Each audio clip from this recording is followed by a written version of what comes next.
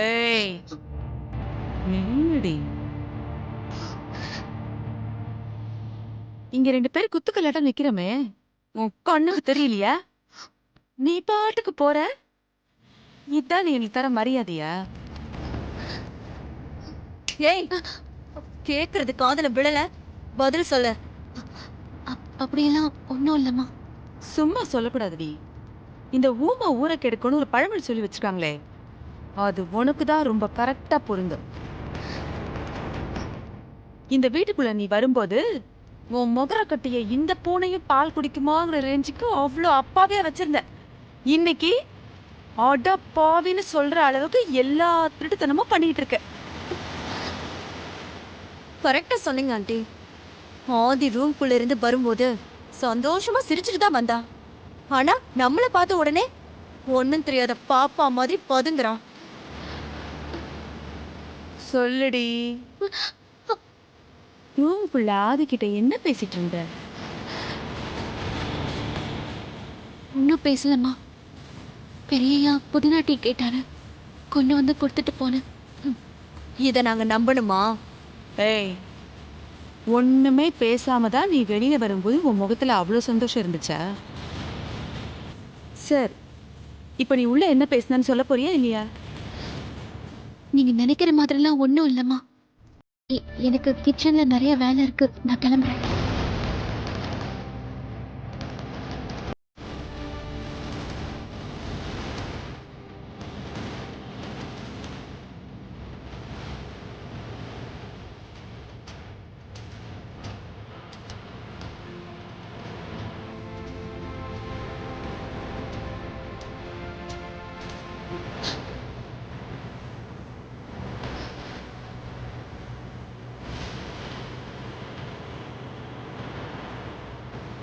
ஓ, உனக்கு தான் வேலை இருக்கு, நாங்கெல்லாம் வேலை வெட்டி இல்லாதவங்களா?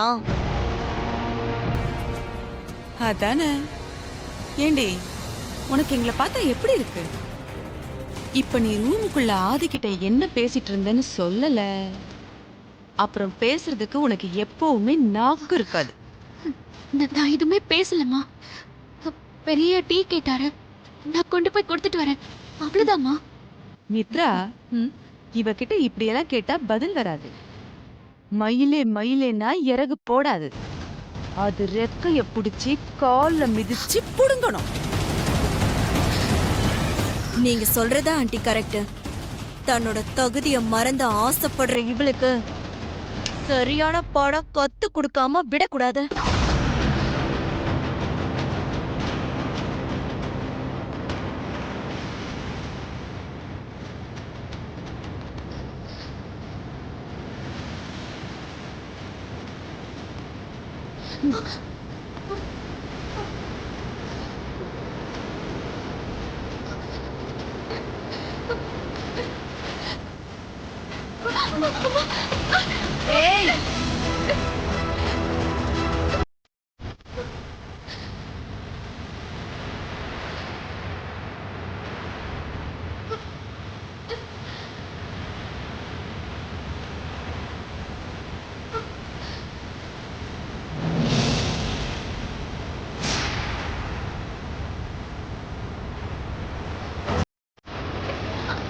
ஹலோ. சொல்லுங்க. ஆமா.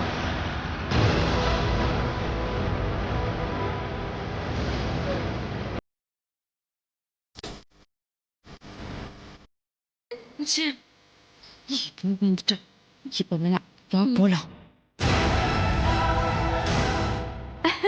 அக்கா, அப்புறம் பார்வதி, நீ சொல்லவே இல்ல புதினா போட்டு டீல சக்கரை போடணுமா தேன் போடணுமா அது சொல்லு. அதுக்கு தானே வெயிட்டிங்.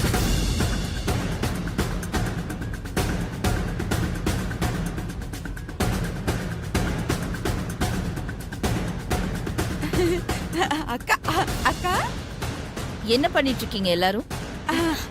அது வந்துக்கா, அது ஆதி இல்லக்கா, பார்வதி கிட்ட புதினா டீ கேட்டிருக்கான். அத பத்தி தான் நாங்க அவகிட்ட விசாரிச்சுட்டு இருந்தோம்.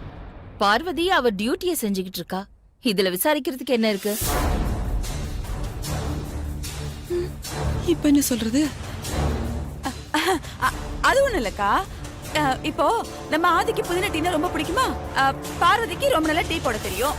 ஆனா மித்ராக்கு புதினா டீயே போட தெரியாது. அதான் ஆதிக்கு பிடிச்ச டீயை கல்யாணத்துக்கு அப்புறம் மித்ரா போட்டு கொடுக்கறது எப்படின்னு பார்வதி கிட்ட விசாரிச்சுட்டு இருந்தோம். ஆமா அம்மா அப்போ நான் கிளம்புறேன். அவங்க வேலையை அவங்க பார்த்தா போதும். தேவையில்லாத வேலையெல்லாம் செய்ய வேண்டாம். ம், ம்.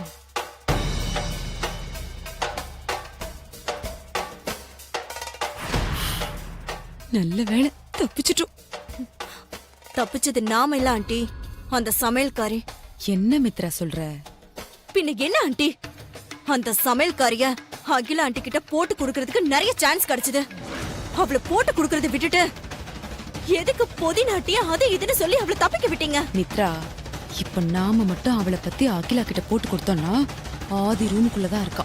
உடனே வெளியில வந்து ஆபத் பாந்தவ மாதிரி ஏதாவது சொல்லி அவளை காப்பாத்தி கூட்டிட்டு போயிடுவான். ஆமா ஆண்டி.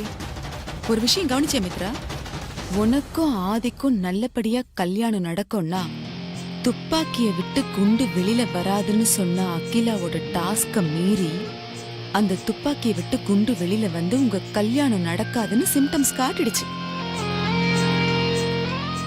ஆனா அன்னைக்கு அந்த அகிலா புருஷன் உயிர் போச்ச கலைபரத்துல அதை யாருமே கண்டுக்கல.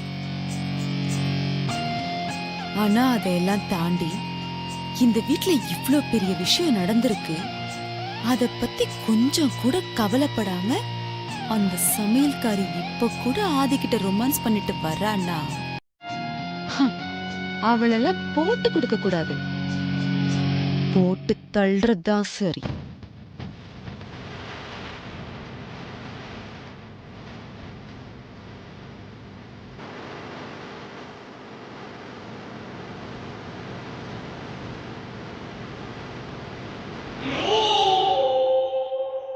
என்ன ஆண்டி சொல்றீங்க? ஆதி ரொம்ப புத்திசாலி மித்ரா. அவ அந்த சமையல்காரி கழுத்துல தாலிய கட்டிட்டு அதுக்கப்புறம் அவங்க அம்மாவை எப்படியாவது சமாதானப்படுத்திக்கலான்னு நினைச்சுக்கிட்டு இருக்கா. அந்த சமையல்காரி உயிரோட இருக்கிற வரைக்கும் கண்டிப்பா உங்க கல்யாணம் நடக்கவே நடக்காது. அதுக்கு முதல்ல அவளுக்கு சமாதி கட்டணும். அப்பதான் ஆதி உன் கழுத்துல தாலி கட்டுவான். அவளை எப்படி மேல அனுப்புறதுன்னு யோசிக்கும். வா.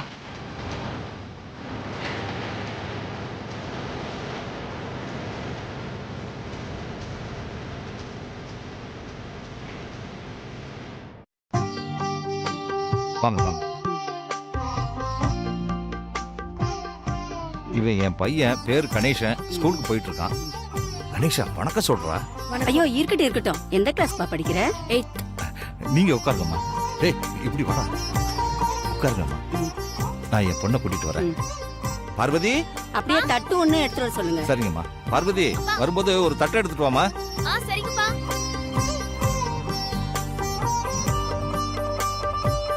ஆமா. என்னப்பா?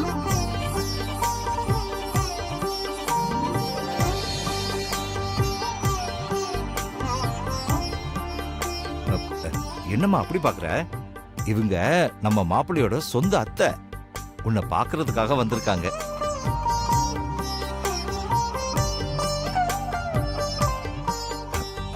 வணக்கம் சொல்லுமா. வணக்கம்மா. நல்லா இருமா. உன்னை பொண்ணு பார்க்க வரும்போது என்னால வர முடியல, அதான் இப்ப வந்திருக்கேன். பாலாவை கட்டிக்க போற உன்னை பாத்துட்டு போலான்னு வந்தம்மா. சும்மா சொல்லக்கூடாது. எங்க பாலாவுக்கு நீ பொருத்தமான ஜோடிதாம்மா. எங்க பாலா குடுத்து வச்சவன். தட்டை எப்படி கொண்டாந்து வைமா.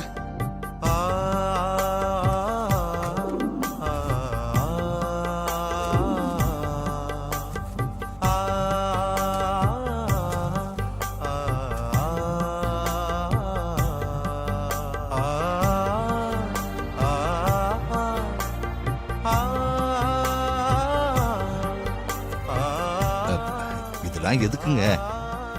எங்க குடும்பத்துக்கு வர போற மருமகளை முதல் தடவையா பார்க்க வந்திருக்கேன். வெறுங்கையோட வர முடியுங்களா? வாமா, வந்து வாங்கிக்க.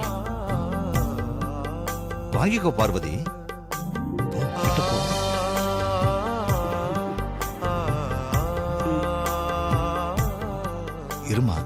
அவங்க காலில் விழுந்து ஆசீர்வாதம் வாங்கிக்கோ. ஐயோ பரவாயில்ல, இருக்கட்டுமா இருக்கட்டும். சரி, நீ போய் காஃபி போட்டு எடுத்துட்டு வா. அதெல்லாம் ஒண்ணு வேணாங்க, குடிக்கிறதுக்கு கொஞ்சம் தண்ணி மட்டும் கொடுத்தா போதும்.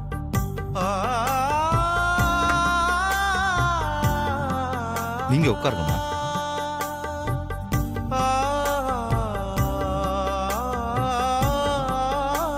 குடுமா.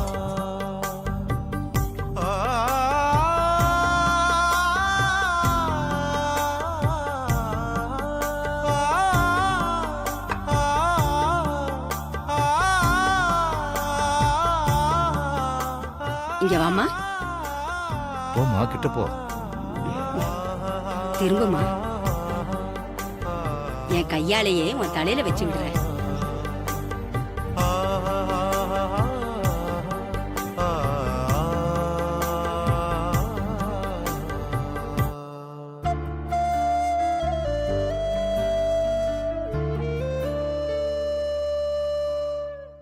வலது கையை காமிமா, வளையல் போட்டு விடுறேன். பரவாயில்ல, தட்டிலே வச்சிருங்க, நான் காலையில போட்டுக்கிறேன். அவங்க ஆசையா போட்டு விடுறாங்க, ஏன் வேண்டாங்கிற? போட்டுக்கோமா. கண்ணாடி வளையல் தூங்கும்போது கை மேல தலை வச்சு படுத்தா உடஞ்சிரும்னு சொல்லி அக்கா அந்த வளையல நாளைக்கு காலைல போட்டுக்கிறேன்னு சொல்லுது. இல்லக்கா, இப்ப போட்டுக்கிட்டு நைட்டு தூங்கும்போது கழட்டி வச்சுட்டுமே தம்பி. நீ கைய காட்டுமா.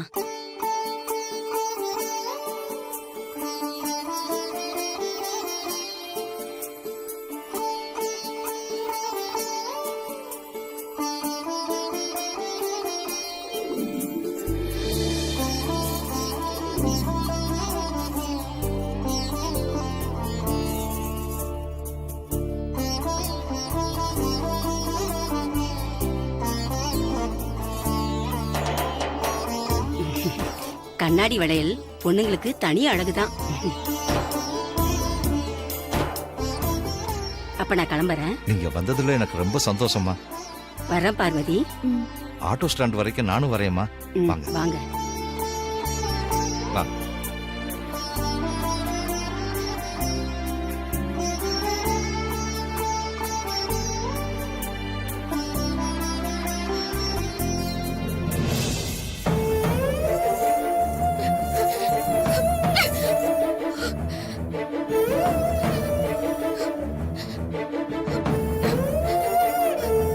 அக்கா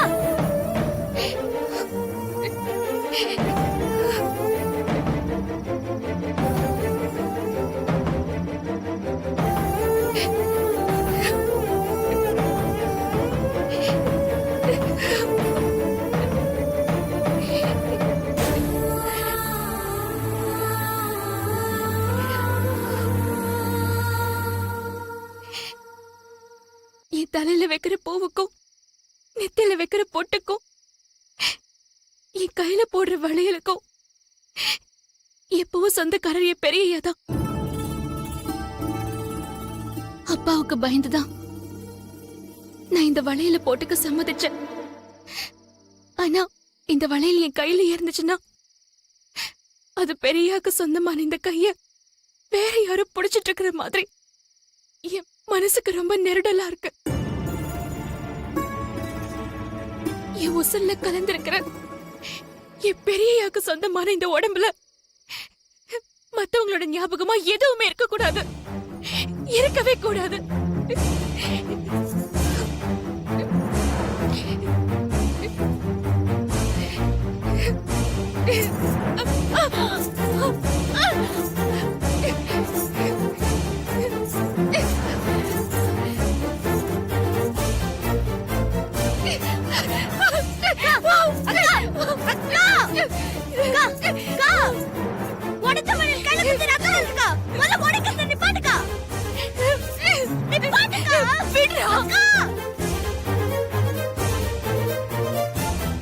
சொன்னா கேளுக்கா. இத தடுக்காதடா. அக்கா அக்கா வளையல தனக்கா உடைக்கணும், அத நான் உடைக்கிறேன்க்கா.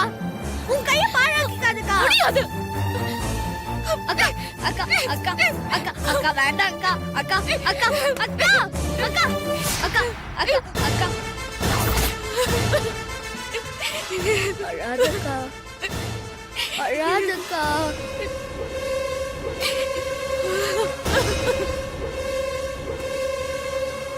அக்கா நான் தான் சொல்றேன்ல. ரெண்டு பேரும் இங்க என்ன பண்ணிக்கிட்டு இருக்கீங்க?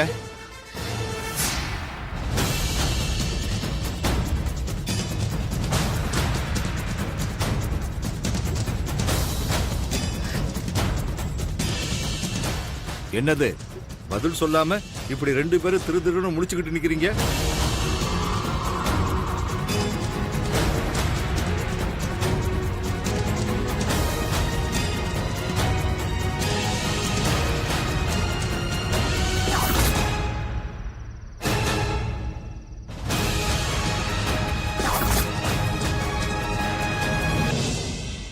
ஓ மனசுக்குள்ள நீ என்ன நினைச்சுக்கிட்டு இருக்கா பார்வதி? உனக்கு எவ்வளவு தைரியம் இருந்தா மாப்பிள்ளை வீட்டுல போட்டு விட்ட வளையல இப்படி உடைச்சிருப்ப. உன்ன அக்காவை அடிக்காதீங்கப்பா. அக்கா ஒன்னும் அந்த வலையில உடைக்கல. வளையல உங்க அக்கா உடைக்காம அது என்ன தானா உடைஞ்சதா? தானாலாம் உடையலப்பா, நான் தான் அதை உடைச்சேன். அப்பா நான் தான் அந்த மாப்பிள்ளைய பிடிக்கலன்னு நிச்சயதார்த்தப்பவே சொன்னேனே. அதனாலதான் அந்த ஆன்ட்டி போட்டு விட்ட வலையில பிடிக்காம அக்கா கையை பிடிச்சு உடைச்சு விட்டப்பா. டே கணேசா, என்னக்கா நான் வலையில உடைக்கல, நீ தான் உடைச்சன்னு அப்பா கிட்ட போய் சொல்ல போறியா? டேய், சின்ன பையன்னு பார்த்தா உனக்கு திமிரு ரொம்ப அதிகமா போயிடுச்சுடா. உன்னை அப்பா அடிக்காதீங்கப்பா. அப்பா அப்பா வேண்டாம்ப்பா. ஐயோ அப்பா வேண்டாம்ப்பா. கணேசா அப்பா வேண்டாம்ப்பா. அப்பா ஐயோ அப்பா.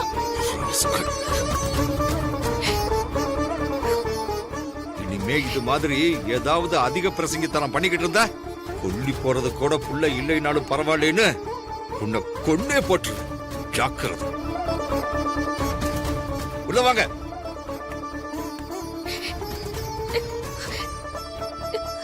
கணேசா, வளையல நான் தானே உடைச்சுக்கிட்டேன். இதுக்கு நீ உடைச்சேன்னு சொல்லி இப்படி அப்பா கிட்ட அடி வாங்கின. நான் உடைச்சேன்னு சொன்னதுனால அப்பா என்ன கோவத்துல அடிச்சதோட விட்டாருக்கா. ஆனா நீ உடைச்சேன்னு தெரிஞ்சிருந்தா உன் கல்யாண விஷயத்துல முட்டிக்கால் விரதம் இருக்கிற அப்பா எந்த முடிவுக்கு வேணாலும் போவாருக்கா.